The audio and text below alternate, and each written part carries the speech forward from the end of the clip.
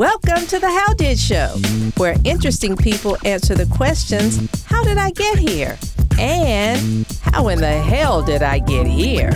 With your host, Donovan Corneets. What's going on, everybody? Thank you so much for joining me on another episode of the How Did Show. We got a real dope one for you today. I'll tell you a little bit about my guest. So check this out. He started from humble origins in Detroit, and my guest was raised on a healthy diet of Motown, jazz, and early hip hop. Since then, he has become a standard bearer for the current hip hop beat scene. His music is filled with incredibly clever sample flips and deft production chops, helping him win fans across the world, including names like Jazzy Jeff, Questlove, and countless others. So y'all, help me show some love to my dog, Tall Black Guy. What's good with it, y'all? What's going on, man? How you doing? Doing all right, man. I'm tired as ever. I just got done putting my kid down for tonight, so a little bit of rest. Okay, well, look, we're gonna ramp up the energy just a little bit. All right, get some smiles, get some laughs, get some conversation going. All right, but look, thank you so much for joining me on this. I'm so happy to have you on the show. I'm glad you could make time for this, man. Absolutely, man. When we were down in where were we at? Atlanta, right? Yeah, yes, sir. For a second, man. So it was good to break bread with you, brother. Yeah, for real. Yeah, man. It was great to meet you, seeing you after a show with Zoe and Tall Black Guy performing in ATL. By the way, dope show. Highly recommended to anybody that's just like into good music, like hip hop, jazz, soul vibes, the whole nine.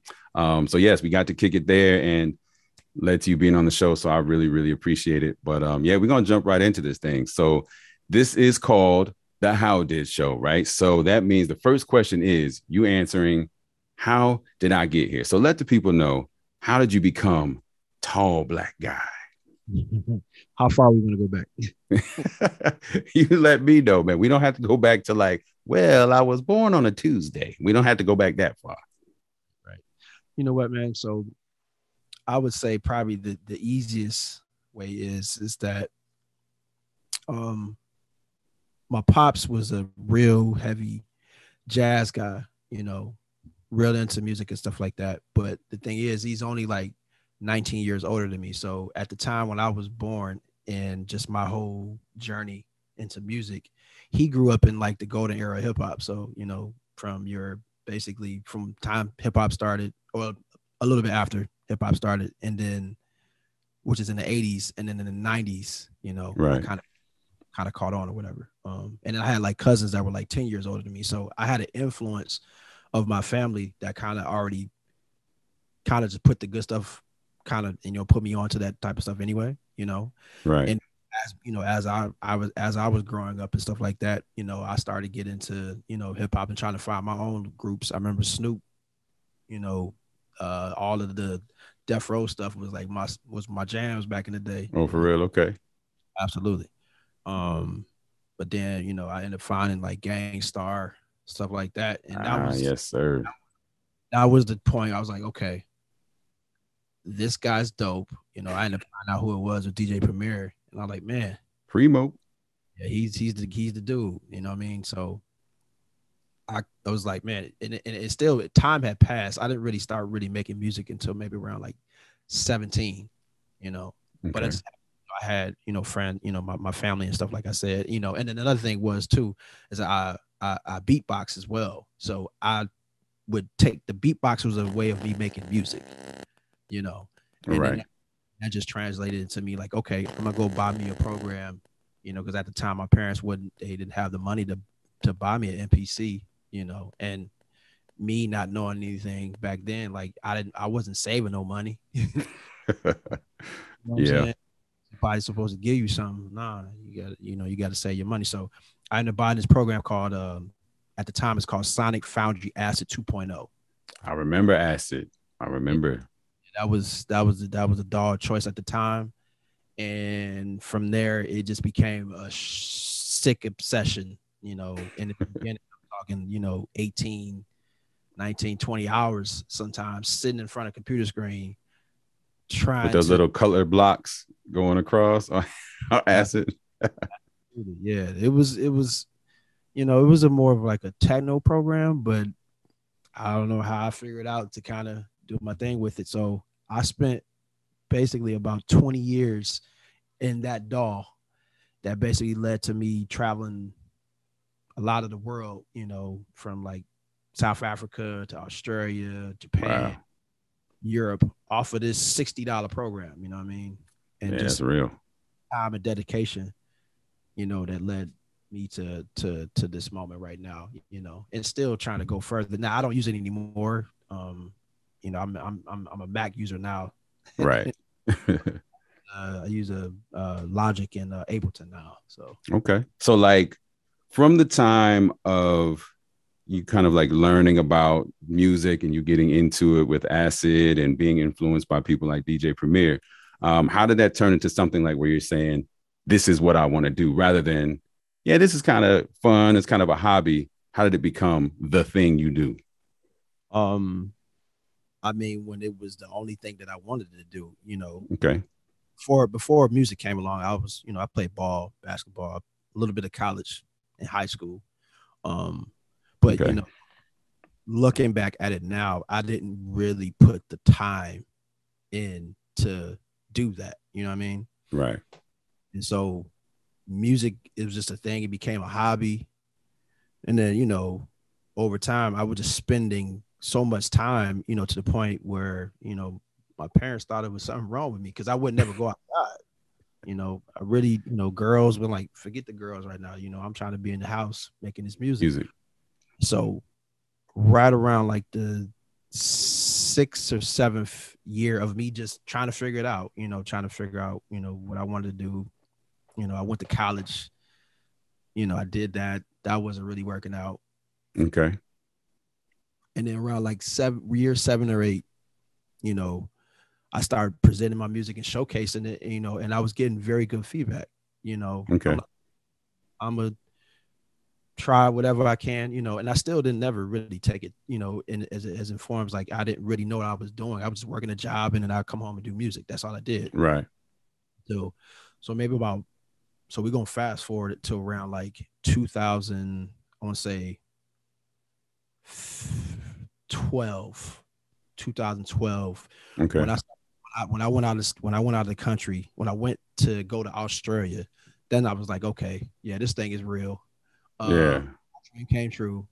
How can we make this? How can we do more? You know, Wow. Love it, man. maybe a few years later, I ended up quitting my job. And then I started from like 2016 till now, basically full-time music Just building. building. You know, now that's been, now if you think of the time, I'm from 17 to 40. You know, that's Yeah. Yeah. Yeah. you know what I mean. So it wasn't no, With you no know, overnight decision. no, you talking a good portion of my life until where it's I can actually sustain myself and support my family through my work. Hey, I feel you on that, bro. Just like with my voiceover career, definitely didn't start out where I am now and working with the kind of people that I'm working with now. So I feel you on that, man. So I know you said, right, like that music just kind of consumed everything, your thoughts, your life, your time. Is it possible for you to even conceive what you would do, what you would be doing now if not music? I don't, you know, I've tried to ask myself this question all the time, man, and I can honestly say I don't know. Because it's been a part of my life. It's been times when I have used music to heal myself because there's some crazy stuff going on in my home. So that was a way for me to escape. Right. I've had intimate times with this art. Excuse me. And so to say that if I didn't have it, what would I be doing? I don't know. I can honestly say I don't know. I mean, there's things that I like, but like to put this amount of effort in the losses and the gain and then the wins too, you know. Right. Life, it seems like it's been a lifetime doing that. 23 years, man. I mean, look, that's more than, that's about half your life there, right? You say until 40. Yeah. You know, so I don't know, man. I really don't know. Okay, so now, I mean, look, when I heard you kind of talking about it, that made me think about that question. It's like, wow, I didn't hear any other influences other than music. So I wanted to see what that answer would be, and that's pretty much what I expected. I mean, if it's going to consume that much of your time, that much of your life, I mean, why even focus on anything else? It has you, you know what I mean? It has you locked up. So outside of the obvious reasons, tall black guy as an actual like stage name, nom de plume, how did that decision come to be? So the name really came out of, I was in college. I went to school for graphic design. And one of the particular projects, we had to come up with a company. And you had to come up with your marketing materials and all this other stuff. Okay. Excuse me. So, I was like one of the few black students in the whole college. It was like a small satellite school, and we could count the amount of black folks that was in that school. So my approach was with the assignment was, I'm gonna just keep this thing pro-black, So the first thing I decided to do was the company was going to be called Right On Productions. I had the little Afro pig dude, Get a little hand up, right on. You know what I'm saying? It sound, that was my statement back then, But then right after that, Tall Black Eye Productions came out as the name that I named my company, right? Okay. And from there, it just kind of like when I would go and do showcases, I presented my music, and people laugh at the name. It's like, what the hell is this Tall Black Guy situation? But then I ended up slaying a couple of folks, in the battles or whatever like that, and it just kind of a name that just stuck. But it was just a way for me to kind of separate myself and just to identify that I'm a African American in my college. You know what I'm saying? Oh, okay. Yeah, it's cool. And I mean, I could say people, I met him. He is a tall black guy. I mean, I'm 6'1" and I still had to look up. So, you know what I mean? It's an accurate name. Now, if he was like 5'3", we have a problem. But you got it honest, man. All right. So the last thing I'll ask you in this first part of the show. So obviously our connection came through your music with Zoe. So how did that come to be? That you working with him and then just creating some incredible music? Oh man. So I would probably say that the beginning was how I got hip to Zoe was like around like 2004. Wow. This is when Zoe first started, and I think he had released Passion and Definition album. I think that's what it's called. Okay. My man's ended up trading me. He gave me the tape. I was like, man, this is crazy. I didn't really get in contact with him or anything like that. I just thought the music was dope. And then I think like he ended up started working with, with Little Brother and those folks or whatever. So then we fast forward to around, I want to say 2014. He Fonte had reached out to see if I wanted to do a remix for Zoe's song called This Could Be the Night. So I ended up doing that. They liked it. It was dope, and then I would just hit him up, right after that. And I would just kind of just to see what's up with him. We would talk, whatnot, build with him. And so we actually didn't really get up like to make music until around like 2019. So that's like 15 years of us. Wow. Yeah. Like kind of moving around, talking here and there, different spots, And mind you, I had moved to the DMV area, like the DC, Maryland, Virginia area, whatever. And I ended up meeting up with him in like around like 2017, briefly. We still hadn't made talk, build, and then again it was like 2 years. And then from that, when we got up in May of 2019, we made like one joint, and it was like, yo, what the hell was we doing? Should have been doing this. But the time, the universe always makes the time for things and right place, So it was like instantly y'all were just making art. Man, I mean, we made so much, man, and a lot of them, obviously got to abstractions, and then we had some other stuff, right? Placements or whatnot. But yeah, man, it was, and that's the thing, you don't really come across those type of relationships and connections on a music level that's super genuine, right? And he's a good folk, family person, and family guy and whatnot. That stuff doesn't really come along. So when we did it, and after that, that's my brother right there. You know what I'm saying? Yeah, for sure. Yeah, and I can say from getting to kind of make friends with him and get to know him, yeah, definitely a good dude, man. So the fact that you guys could just collab on something so quickly and then make such amazing content, man, it's just a testament to both of your skill levels, really. But then also, like you said, how things just kind of work out, and you went from being a fan of his to like 15 years later, you touring with him. Like that's kind of wild. Insane, brother. So, man, yeah, it's a blessing, brother. That's all I can really say about that, man. No doubt. Well, look, man, that's all wonderful, and thank you so much for being so open with all that. But now it's time to get a little silly, and that means we're gonna spin the wheel of what? So we're gonna bring this bad boy out. All right, so we're gonna spin this thing, and whatever it lands on, you got to answer the question. All right, let's do this. Hobby. All right. So it landed on hobby. So yes, just like it states, what is a hobby you have outside of music? I like to barbecue a lot. Barbecue. Okay. So what's like your go-to dish, if you will? Probably my boneless, skinless thighs that I have marinated for about 4 days in my ribs. Yeah. 4 days. Oh yeah, we get that marinade on, man. Oh man. my gosh. Don't tell me that. Now I gotta have to check like flights. Good grief. Crib is always available for brothers and sisters to come through, man. So you know what, man? What you got on that brisket? Like that's my jam. I love a good brisket. I'm getting a smoke. I don't have a smoker yet.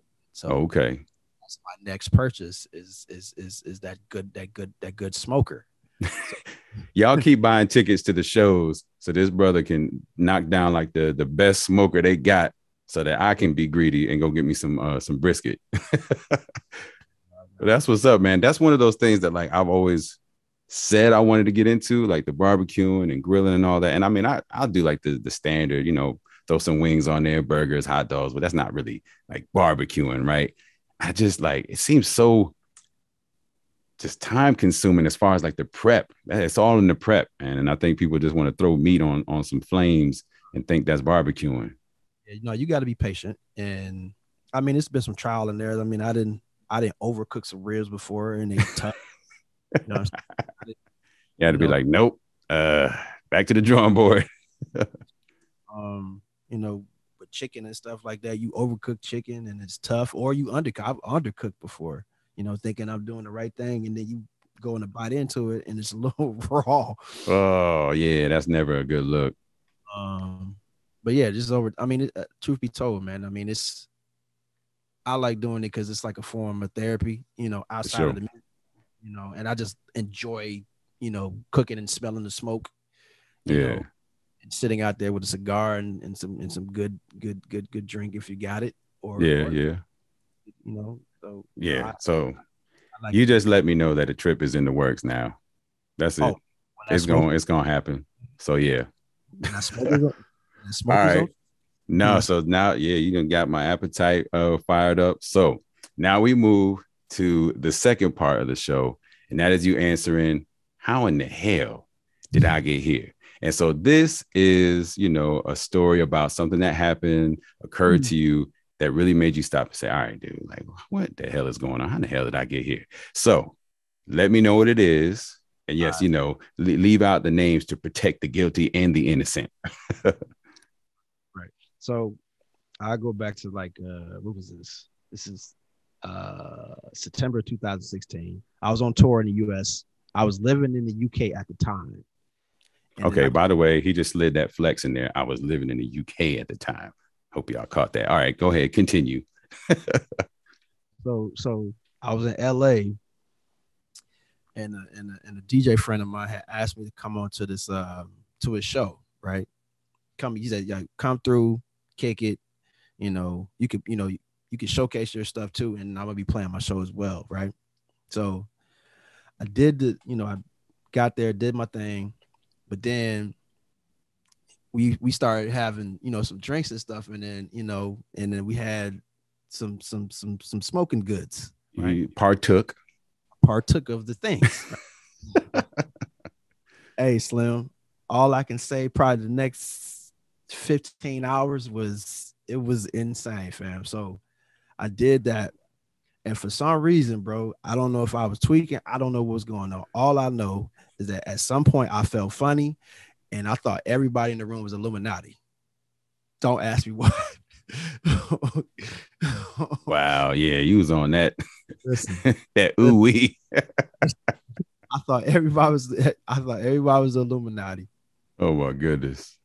I was like, man, I got to get out of here because I think I was about to have a panic attack or something like that, right? So I grabbed my stuff. I didn't even say bye, right? Mind you, I have a gig the next day to go out of state somewhere, right? Oh, wow. Not the next. If it wasn't the next day, it was the day after. Anyways, so I ended up getting my stuff. I'm in Santa Monica, California, right? And somehow I ended up in Hollywood. I walked from Santa Monica to Hollywood. That's like 5 miles, bro. And anybody that was in black, anybody that looked like they had a Ford truck or Suburban, I thought they was Illuminati. I was bugging down the street. And somehow I ended up underneath this trash can. What? Oh my God. Because I'm trying to get myself together. Now, mind you, 2016, this is around the time like police brutality was real heavy. Yeah. Something had happened to Mike Brown, and there was some other stuff that was going on. Yeah. So I got behind this trash can, and the police was all around because I guess they were trying to search for something. So they didn't see me. And then at like 9 o'clock in the morning, bro, I was in Hollywood in Denny's. And you did you realize that you had walked 5 miles and ended up in the Denny's, or was this like afterwards you realized like, what the hell? I'm in Hollywood? Like, what the hell? Man, I knew it. I mean, because I was coherent and everything, but I guess the goods, it kind of caught me off guard a little bit, and I ended up and I left Santa Monica. This had been around like 11 o'clock the previous night. I didn't get to Denny's in Hollywood until 9 in the morning.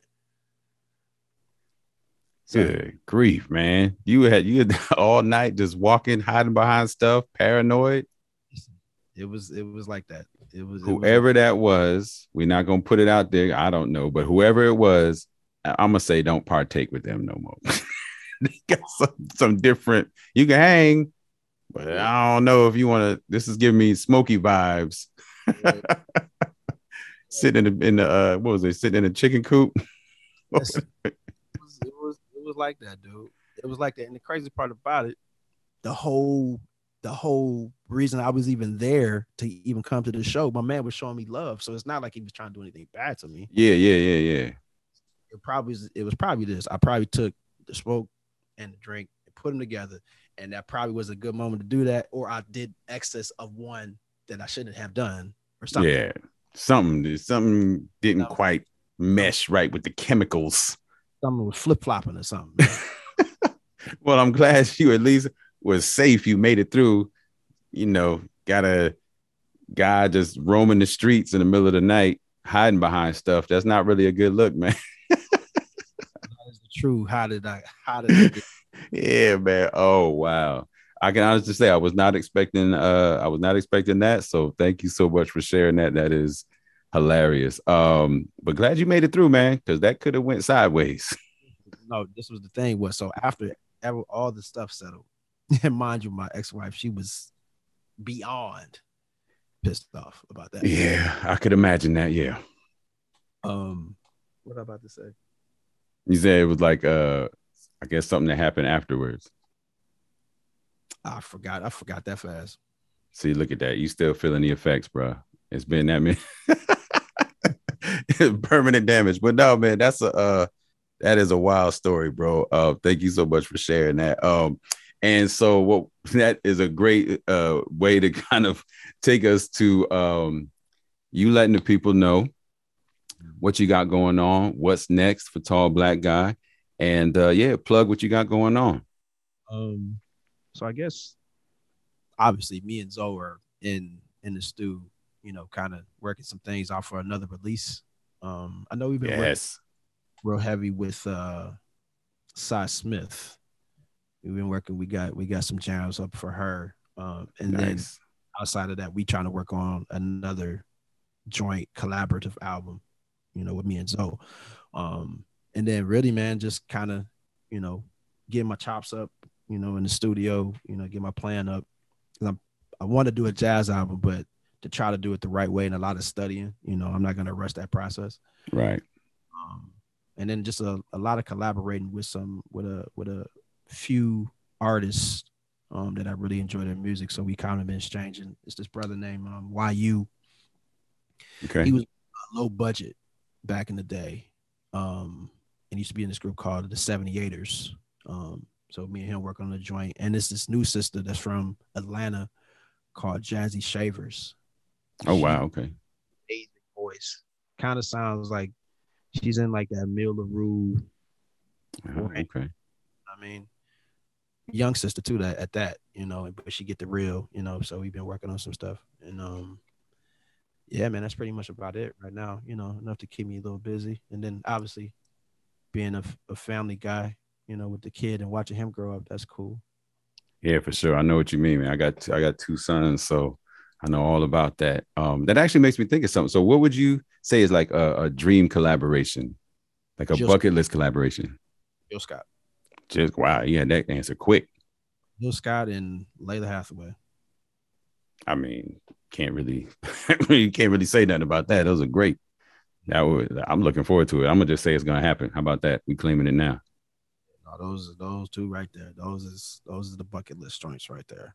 Okay, so let the people know where they can find you, follow you on your social. Man, so you want to know something funny that just happened to me recently, like 2 weeks ago? So what? My Twitter got hacked and my Instagram got hacked. What? Yeah, it don't know how. I clicked on something in my email. Twitter was trying to let me know that it was some suspicious activity going on in my account. Uh-huh. That's going around right now. People was getting their stuff hacked up. So I pressed the button thinking I'm getting my stuff. I just set off a whole domino effect of stuff. So both accounts, I'm trying to get those back, but I do have them: Twitter, Instagram, Tall Black Eye Productions on Instagram, Twitter, search Tall Black Eye, and then Facebook, Tall Black Eye Productions. And if you just Google Tall Black Eye, you're just going to get everything that you need, But yeah, it's kind of unfortunate. My Instagram right now, I'm really upset about that, though. Yeah, that sucks. Yeah, because I think I sent you a couple of DMs. I was like, damn, man, ignoring me. But I guess it been hacked. It's been down, bro, for about almost a week and a half, 2 weeks, and I've been trying to get it back. Come on, IG. Yeah, they tripping. So. Well, all right, man. Well, hopefully you get that all straightened up. But yes, people definitely check out his music, both his solo stuff, his collaborations, definitely with Zoe, because again, it is truly amazing, man. I enjoyed myself thoroughly during your show, and if you guys have a chance to catch them live, I'm sure they can find the tour dates either through you or through Zoe. Don't miss it. Like, it is an all-out show. It ain't just like, I guess I kind of had like an idea of what I thought I was getting into, right? Like, it would just be really the kind of hipster vibe of people just kind of vibing out and like sitting on pillows type. I don't know why, but when I got in there, man, like, y'all were jamming. Like, it was a party. And so lots of energy, and yeah, definitely highly recommended, man. And like I said, it was dope kicking it with you guys afterwards. So I really appreciate that, man. Absolutely, man. But that's what I was about to get to, is like, man, what were you expecting? But you just kind of told me at the end, though. Yeah. I really don't know why. Like, I had no reason to expect it to be like that, but I just thought it would be more, I guess, like more laid back, right? Like more just kind of laid back, kind of hushed, snapping fingers and just kind of vibing. I was not expecting it to be an all out party, which was a very pleasant surprise. It was very fun dope. I mean, and then like the little mix. I don't want to give a whole lot away, right? People got to go check it out. But like mixing in the classic hip hop joints, the call and repeat with the crowd, all of it was dope, man. You had people dancing, standing up, dancing in the aisles. So yeah, man, it was a good show.